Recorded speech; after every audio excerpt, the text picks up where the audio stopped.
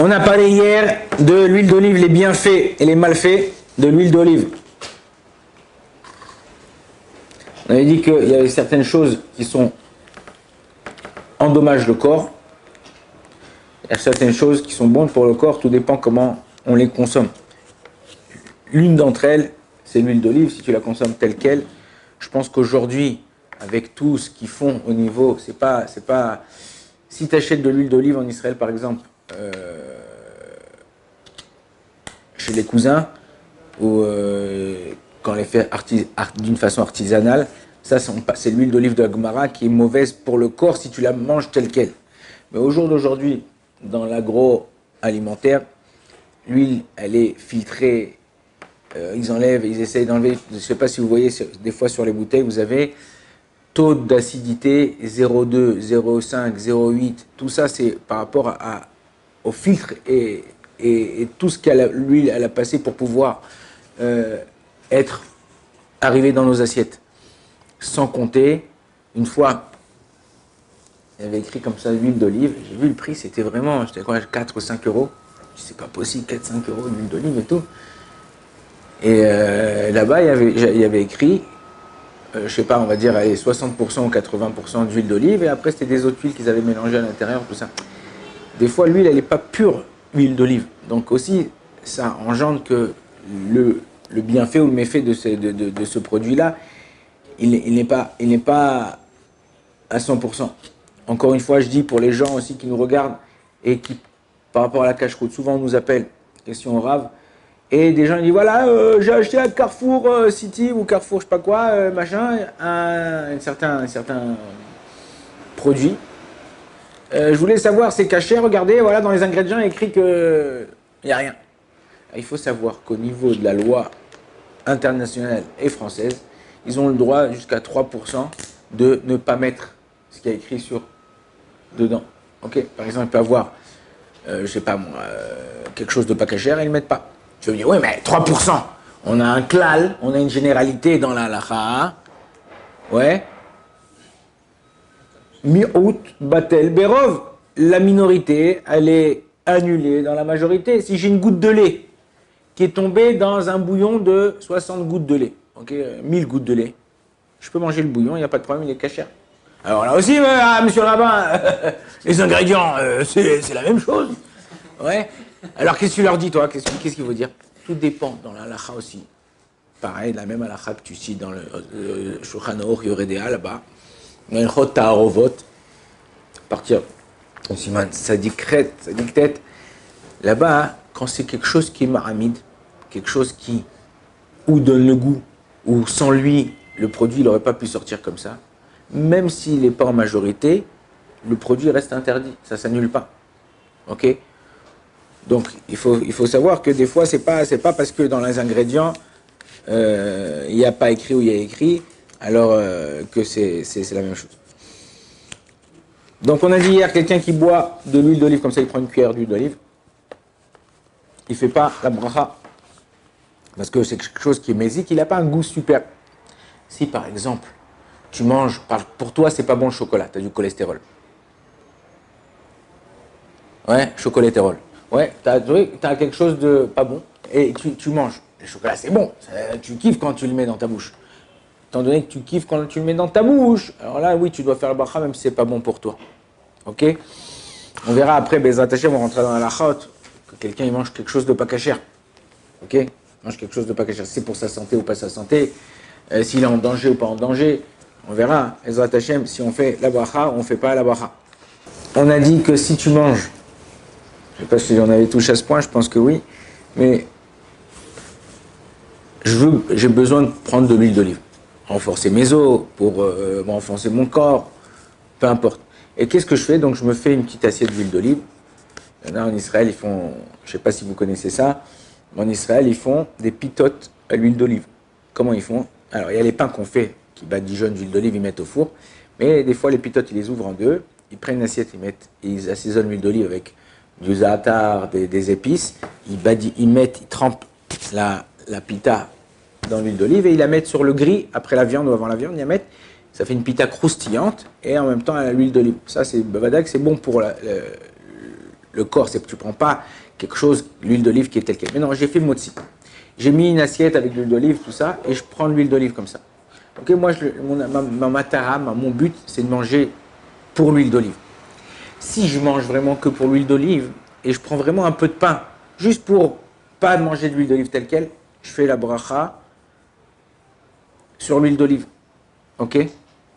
Pourquoi? Parce que je ne la mange pas tout seul, et là j'ai le goût de l'huile d'olive, donc je ferai boré, péri, à etz. Mais si en vérité, non, en général, quand tu te fais un petit truc comme ça, un petit apéro, ouais, tu fais quoi? Tu fais un mélange avec quoi? Pour manger aussi le pain qu'il fait, pour te rassasier, ok? Donc, en général, dans ces cas-là, tu feras motzi, et le motzi, automatiquement, il acquittera l'huile d'olive. On avait parlé hier de anigron. Vous vous rappelez c'est quoi anigron? Anigoren. Anigaron. C'est quoi anigaron? Ouais, c'est comme un sirop. C'est comme un sirop qui est pour utiliser à l'époque pour la gorge. C'est-à-dire qu'à l'époque de la Gemara, ils prenaient cette chose-là pour pouvoir alléger la gorge. Ok. Aujourd'hui, quand tu es Shalom, quelqu'un il a une toux, il a un problème, on lui donne un sirop. Le sirop, il vient ici, pourquoi? Ça, il n'a pas en lui-même une réfoua, à moins qu'il y ait des sirops, des fois, qu'ils ont dans certains cas, ils ont une réfoua. Les recettes de grand-mère, ils te disent quoi? Prendre du miel. Le Rav Kanievski, je me rappelle à l'époque, il donnait, Zecher Tzadik Kadosh Libracha, un antibiotique naturel. Il dit, prends du miel, de l'ail et de l'oignon, donc tu coupes des oignons, de l'ail, tu les mets dans une assiette, tu verses du miel, tu les couvres, parce qu'on n'a pas le droit de laisser l'ail, bon là tu les as assaisonnés. Le lendemain matin, tu vas voir que tu as un liquide très léger. Le miel, il est lourd. L'ail et l'oignon, ils sont solides. Tu prends un liquide très léger, ça devient comme presque liquide comme de l'eau. Tu le verses, tu te fais un petit flacon. À chaque fois que, Chazvé Shalom, si tu as un problème, tu es malade pendant l'hiver, tu as attrapé froid quoi, tu prends une ou deux cuillères, le matin ou le soir, une ou deux cuillères, hop, c'est le meilleur antibiotique pour te guérir. Et il t'enlève toutes les bactéries, tous les machins, tous les trucs et tout ça. Ce qui s'avère incroyable, c'est ici à Ramoth, ici j'ai un de mes voisins qui s'appelle le docteur Schnall. Il a été sauvé de la Shoah, donc c'est une personne qui a un certain âge. Il était enfant, sa mère elle l'a caché. Et lui m'a dit, voilà ce que ma mère elle nous faisait quand on était là-bas, il n'y a pas de médicaments, pas de trucs, tout ça à l'époque de la Shoah, enfin des trucs, on se cachait. Et donc tu vois que les Chachamim, ils ont des choses qui sont waouh. La même chose, pourquoi je vous parle de ça? Parce qu'on parle de l'huile d'olive, et l'huile d'olive, si la Gemara elle a dit que ça nous aidait au niveau de la gorge, ça nous aidait au niveau de certaines choses, c'est qu'elle a cette propriété-là de pouvoir nous aider. Donc, si je mange avec du pain, je fais un motzi et c'est tout. Si je le mange pour l'huile d'olive, mais j'ai pris un petit peu de pain, j'ai pris une demi-pita pour manger une grosse assiette d'huile d'olive, donc je pourrais faire bourré, péri, aetz. Non, l'huile d'olive, on a dit, hier tu n'étais pas là, le Shulchan Aruch, il nous a dit, l'huile d'olive tout seul, étant donné que ça engendre que des bonnes choses, des mauvaises choses pour le corps, et que c'est pas très bon, ok, ça c'est pas agréable, dans ces cas-là, on ne fait pas de bracha du tout. Chose qui engendre des mauvaises choses, ok, et que mon palais n'a pas une appréciation, enfin il n'a pas un plaisir, donc je ne fais pas de bracha. Si maintenant je le mélange à quelque chose, mais je le mélange et je prends ça en principal, alors je ferai sur Boré Peretz. Si je le prends en secondaire, alors je fais sur le secondaire. Tout le temps, on avait vu aussi le Shulchan Aruch, il parle de ça. Principal et secondaire, c'est un siman bifnei atzmo, c'est un chapitre en lui-même dans le Shulchan Aruch qui parle des choses que lorsque je mange quelque chose de principal, quelque chose d'essentiel et quelque chose de secondaire. J'ai pris, tout souvent les gens ils posent la question, tu as pris en Israël, chez les Irakiens, ils mangent un riz et dessus ils mettent une petite sauce et un peu de lentilles. Ok, tu fais quoi? Adama ou mésonote? Bah d'ailleurs tu fais mésonote. Le riz il est mésine. Le riz il vient, il est rassasi. Ok, quand je mange du riz, même si j'ai mis à l'intérieur, tu manges une salade de riz. Ça arrive des gens qui font une salade de riz, de riz froid ou pas très chaud.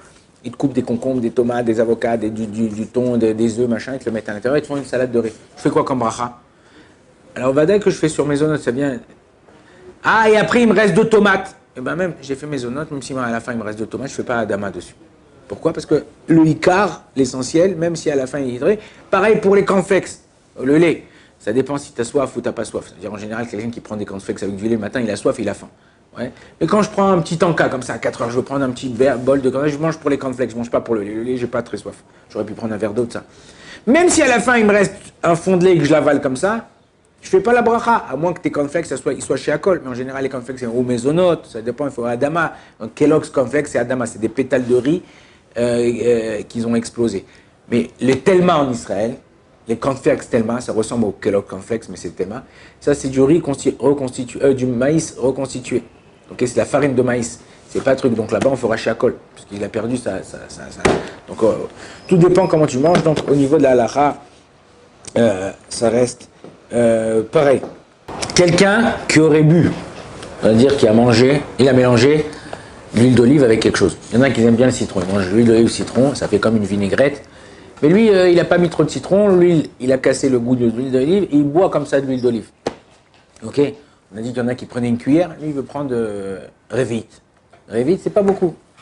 Là, je pense qu'ici, dans ce verre, j'ai presque Révit. Donc il a pris comme ça pour... il a très mal à la gorge, ou il n'a pas mal à la gorge, mais il a pris pour kiffer aussi. Ben à la fin, bracha achona, il devra faire à la etz valperiaetz. C'est comme s'il avait mangé des olives. Ah, c'est un jus. On a dit qu'il y a 2 choses essentielles qui, malgré leur transformation, alors qu'au niveau de la halacha, dès que tu changes quelque chose, en général, il diminue au niveau de la bracha. Par exemple, j'avais une orange. Si je la mange, je l'épluche. Ouais, comment tu dis en français? Tu te l'épluches et tu te la manges. Ouais, tu prends une orange, ouais, tu l'épluches, tu fais la bracha, Baruch Ata Hashem, Boré Peri, Aetz. Maintenant, je prends cette même orange, je la presse, je fais un jus d'orange. Qu'est-ce que je fais, Boré Peri, Aetz? Non, je suis à Kol Yabidvaro. Pourquoi? Parce que j'ai descendu. La Gemara, elle dit, c'est, entre guillemets, la sueur du fruit. Le jus, c'est la sueur du fruit. Donc, en vérité, la bracha, elle descend. Dans l'huile d'olive et dans le pain, la farine, le blé, ok? Non. Quand tu prends du blé, tu fais de la farine, tu mélanges avec de l'eau, tu fais du pain, la bracha, elle monte. L'huile d'olive, pareil. Malgré que c'est un jus de...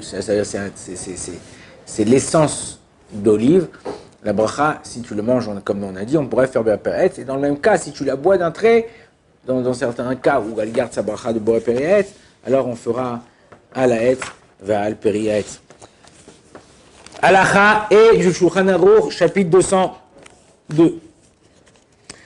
C'est quelque chose qui n'est pas tout à fait, on va dire, commun, parce qu'aujourd'hui, il y a certaines choses qui ont changé. C'est pas qui ont changé, ça veut dire que la nature du fruit, elle n'est plus tout à fait la même.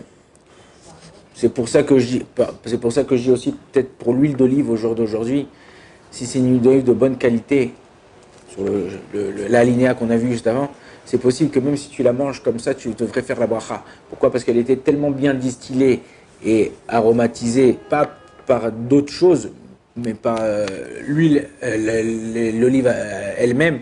C'est possible qu'on doit faire la bracha de Boré Peri Haetz. En ce qui concerne, on va voir le nouveau chapitre, je vais vous lire comme d'habitude le Shulchan Aruch et on va l'expliquer. Shkedim amarim, des amandes amères. Shehem ktanim, lorsqu'ils sont toutes petites. Mevarer Boré Peri Haetz. Pourquoi? Parce que quand elles sont petites, certains vous savez que dans les noix de cajou des États-Unis et les noix de cajou de Acapulco, c'est pas les mêmes. Ok?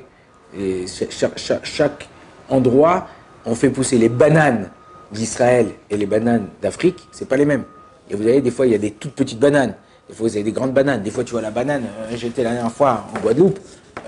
La banane, elle est grande, la banane. C'est un fruit, tu manges, tu peux pas manger toute la banane. Ok? Ça dépend d'endroit où on fait pousser le fruit et de quelle façon on fait pousser le fruit. Aussi, le climat. Le climat, il influence beaucoup sur les fruits.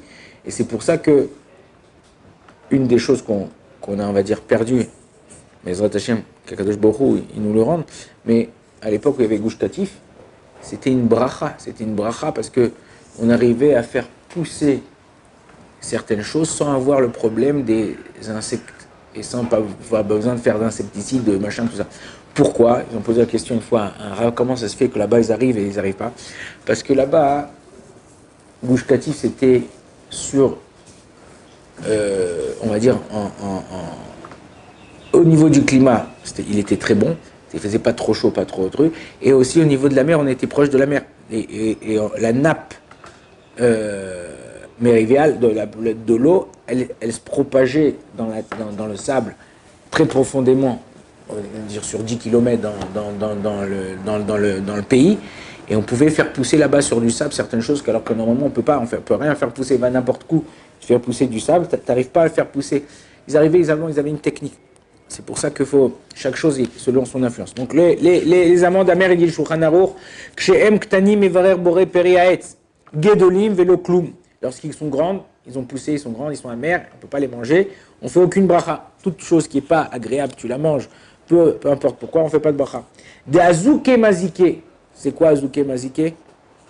C'est pas du chinois, du japonais. Hein. Azuke mazike, c'est de l'araméen. Ça engendre des mauvaises choses pour le corps. Mazik, c'est mazik. Ça endommage le corps. Veta'ama de milta, la raison de la chose, deksheem ktanim ikar chilatan I aklipa venomara. Étant donné que lorsqu'ils sont petits à l'époque, ils mangeaient avec l'écorce, c'était pas les amandes qu'on a aujourd'hui, et ils mangeaient comme ça et c'était doux. C'était pas. Ou ksheem gdolim, lorsqu'ils sont grands, ils commencent à grandir, à se durcir. Ok. L'essentiel de la consommation, c'est l'intérieur. Et l'intérieur, elle est amère. Donc c'est pour ça qu'on ne fait pas de bracha. Maintenant, je prends cette amande-là et je la fais au four. J'ai enlevé son amertume, elle devient douce. Je peux faire la bracha de Boré Peretz. Donc on continuera Bizrat Hashem la semaine prochaine. Mais on va voir qu'aujourd'hui, par exemple, on est dans la période, là, au début du mois de Tammuz, les débuts du mois d'été, quand vous allez dans le nord, il y a des gens qui vendent sur le bord de la route des amandes vertes. Vous connaissez les amandes vertes? Une amande que vous achetez dans le marché. Avant, elle vient toute prête, ou grillée, ou fraîche. Tu la manges comme ça. Aujourd'hui, on ne se casse plus la tête. Mais l'amandier, lorsqu'il pousse, il crée une écorce verte qui est on dirait du velours. Et lorsque tu l'ouvres, il y a une amande entre l'amande et quelque chose, comme si tu avais laissé tremper ton amande dans l'eau. Elle est très fraîche comme ça, très bonne. Elle est très douce, très bonne. On fait aussi Boré Peretz. Elle est arrivée à sa grandeur maximale. Enfin, pas maximale, mais elle est arrivée à sa grandeur où tu peux... des fois, quand elles sont encore petites, elles sont encore presque liquides et elles sont amères. Ça, tu fais pas de bracha parce que c'est quelque chose d'amer. Si tu laisses cette amande qui a poussé sur cet arbre-là, sur l'arbre, cette écorce verte et comme du velours, elle commence à noircir, durcir. Ça fait comme une écorce de noix. Elle durcit, il faut la casser après pour sortir l'amande. Est-ce qu'il y a à l'intérieur, on peut le manger. Donc on va voir Bezrat Hashem sur plusieurs fruits. L'alinéa d'après aussi, la carpe. On va voir comment il a mangé. Aujourd'hui, il y en a qui mettent sur la pizza des trucs. On va voir comment ça se consomme et quel bracha on fait. On va voir qu'il y a une différence entre aujourd'hui et avant. Baruch Adonai l'olam. Amen et amen.